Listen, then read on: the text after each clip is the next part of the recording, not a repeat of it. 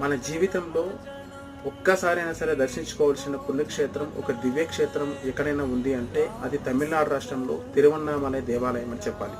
మన తెలుగులో అరుణాచలం అని అంటారు.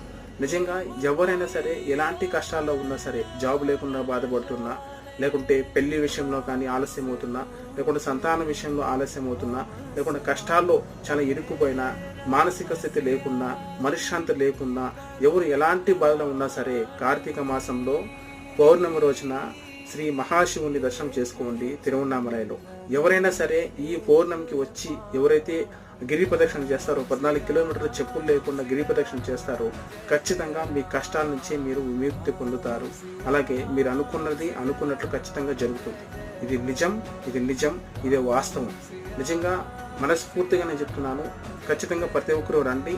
తిరువన్నామలై దేవాలయాన్ని, శ్రీ మహాశివుని అగ్నిలింగాన్ని